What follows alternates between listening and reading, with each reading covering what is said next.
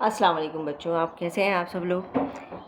आज हम डिस्कस करेंगे exercise B2 sorry book D2 की एक्सरसाइज B1 का क्वेश्चन नंबर 2। इसमें क्या लिखा हुआ है, बुक आप सभी के पास होगी, आप क्वेश्चन पढ़ सकते हैं। If z square is directly proportional to w and z is equals to 4 and when w is equals to 8, z square is directly proportional to w। z square ये हमारा डायरेक्टली प्रोपोर्शनल का symbol है, z square is directly proportional to w। और इसका मतलब आपको अच्छी तरह से पता है कि z, अगर हमने डायरेक्टली प्रोपोर्शनल का सिंबल हटाना है तो हमें क्या करना पड़ेगा, इसका z square is equals to kw। Okay, अच्छा, k की वैल्यू फाइंड आउट करने के लिए, जैसे कि आप सभी को पता है, मैंने आपको पहले भी डिस्कस किया है कि w इधर डिवाइड हो जाएगा, क्योंकि यहाँ मल्टीप्लाई हो रहा है तो इस साइड पे आकर डिवाइड हो जाएगा। Then k is equals to z square upon w। Okay, इस फॉर्मूले के अकॉर्डिंग हम लोगों को k की वैल्यू पता लग जाएगी। ठीक है, इसमें क्या है, इन्होंने दिया हुआ है when z is equals to 4 and w is equals to 8, तो हमारी क्या वैल्यू होगी k की, तो k इज इक्वल्स टू क्या था according to the formula, z square upon w। Okay, तो z स्क्वायर मतलब ये हमारा 4 है। मैं अगर 4 को स्क्वायर कर दूं, या फिर इस तरह से भी लिख सकती हूँ 4 multiply by 4 upon 8, that means 4 1 ज़ा 4, 4 2 ज़ा 8। ओके, 2 1 ज़ा 2, 2 2 ज़ा 4, दैट मीन्स 2। यानी कि जो k है, k की वैल्यू क्या है हमारी, k इज इक्वल्स टू 2। ये बहुत ही सिंपल है। सबसे पहले हमें k की वैल्यू ही फाइंड आउट करनी है। हर क्वेश्चन में ज़्यादातर हमें k की वैल्यू सबसे पहले, जो कांस्टेंट, k का मतलब होता है कांस्टेंट, k की वैल्यू ही हमें फाइंड आउट करनी है। फर्स्ट क्या है, हमें क्या फाइंड आउट करनी है, find an equation connecting w and z, sorry z कहते हैं या z कह दें, दोनों एक ही चीज़ है। w एंड z को हम लोगों को, अब हमने क्या किया था, आपको पहले ही मैंने ये आपकी इक्वेशन बनाई थी, z square is equals to kw according to the formula. लेकिन हम लोगों को क्या पता था, अभी इसमें ना तो हमें z और w को बताना है, इसमें कोई हमें z और w की वैल्यू नहीं बताई हुई। k की वैल्यू हमने फाइंड आउट करी थी, तो k की ही वैल्यू लिखनी है हमें, z square is equals to 2w। ये हमारा हो जाएगा इक्वेशन, फर्स्ट क्वेश्चन का फर्स्ट पार्ट का आंसर। अब सेकेंड पार्ट क्या है, find the value of z when w is equals to 18। तो z की वैल्यू हमें फाइंड आउट करनी है, question mark, w is equals to 18। तो बहुत सिंपल है, कुछ इसमें ऐसा कुछ ख़ास चीज़ नहीं करनी है। तो क्या है, z square is equals to 2w है, दैट मीन्स 2 मल्टीप्लाई बाय 18। तो 2 को अगर 18 2 ज़ा, अगर आपको 2 का 18 का टेबल भी पता है तो बहुत इजीली कर लेंगे। तो ये हो जाएगा 36, 18 2 ज़ा 36 होता है। अब हम क्या करेंगे, अब 36 को यहाँ से, अब ये खाली z की हमें वैल्यू फाइंड आउट करनी है। अभी यहाँ पर दिया हुआ है z स्क्वायर, तो हम क्या करेंगे, इसमें दोनों तरफ स्क्वायर रूट लगा देंगे, दैट मीन z तो हो गया, और 36 का स्क्वायर रूट क्या होता है, 6। अब आप इसे प्लस माइनस भी कर सकते हैं। ठीक है, ये हो गया हमारा z की वैल्यू, z हमें पता लग गई सेकेंड पार्ट में, दैट इज़ 6। ओके, अब हमें थर्ड पार्ट में क्या फाइंड आउट करना है, मैं यहीं आपको बहुत सिंपल तरीके से ही बताने की कोशिश कर रही हूँ। देखिए, सिर्फ आपको इक्वेशंस पुट करनी है, सिर्फ यही इक्वेशन जो आपको दी हुई है ना, जो सबसे पहले directly proportional to this, z directly proportional to this, तो यही इक्वेशन आपको पूरे में लेके चलनी है। उसी के अकॉर्डिंग आपने ये इक्वेशन निकाली है k की वैल्यू फाइंड आउट करके, और उसी इक्वेशन को पुट करके हमने z की वैल्यू फाइंड आउट करी है। इसी इक्वेशन को पुट करके हमें w की वैल्यू फाइंड आउट करनी है। Calculate the value of w, जब w is equals to question mark दिया हुआ है and z is equals to 5।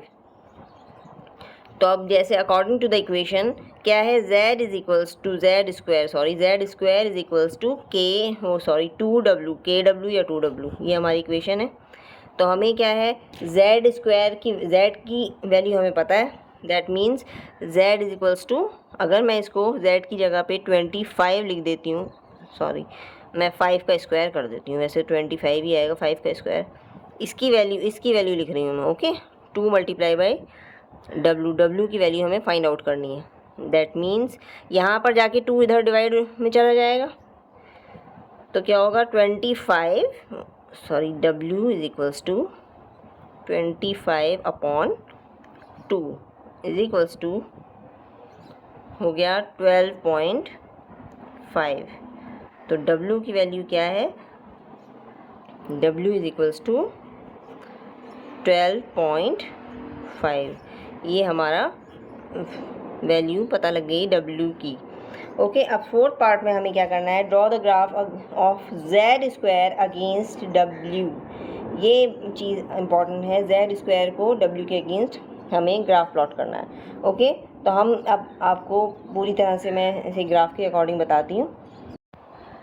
अच्छा बच्चों, इसमें क्या दिया हुआ है, Z इज़, आपको ये पता ही है इक्वेशन क्या थी, Z square is equals to KW। ये एक दूसरे से कनेक्टिंग इक्वेशन यही थी।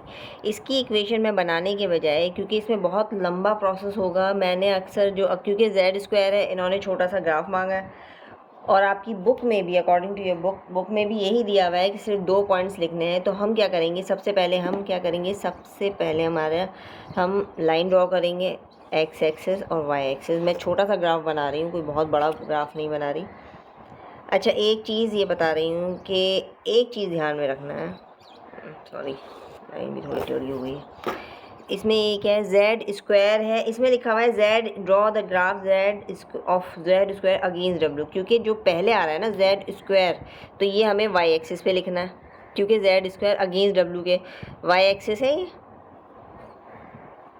ठीक है। इसे हम Z स्क्वायर से डिनोट करेंगे। और ये क्या है, हमारा W है, ये हमारा X एक्सिस है, ठीक है, और ये हमारा W है। ओके, सबसे पहला पॉइंट क्या है, 0। अच्छा, सबसे पहले हमें क्या दिया हुआ था, जो फर्स्ट हमने सॉल्व क्वेश्चन किया था, वैसे तो हम अपनी इक्वेशन बना के हम अलग से बना भी सकते हैं, पॉइंट्स लिख सकते हैं, लेकिन हमें क्योंकि दिया हुआ ऑलरेडी गिवन है, तो आई थिंक मुझे ये गिवन पे ही वर्क करना चाहिए। इसी को हम ले लेते हैं। इसमें सबसे पहले दिया हुआ था Z is equals to 4 when W is equals to 8। अच्छा, एक चीज़ मैं बता दूं, यहाँ पर Z स्क्वायर लिखा है, तो यहाँ पर हमें Z स्क्वायर की ही वैल्यू लिखनी है, ठीक है, खाली Z की नहीं लिखी, इन्होंने Z लिखा है। तो Z स्क्वायर कितना होगा, आप खुद ही बताओ। Z square is equals to 16। तो हमें क्या है, 16 की वैल्यू पुट करनी है यहाँ पर। तो हमें सबसे पहले क्योंकि ये सबसे आसान है, दोनों ही 4 है, मतलब 4 के टेबल में दोनों आ रहा है ना, 4 1 4 4 2 8, तो मेरे ख्याल से हमें 4 ही पुट कर देना चाहिए यहाँ पर। तो सबसे पहले हम W का लेते हैं, ये 8 है, तो हम क्या लेंगे, मैं इस तरह से ले रही हूँ कि परेशानी ना हो। 1 ये मैंने अलग अलग कर दी हैं पॉइंट्स, मैं सिर्फ 1 सेंटीमीटर का पॉइंट दे रही हूँ कि मेरे पास इतनी जगह नहीं है।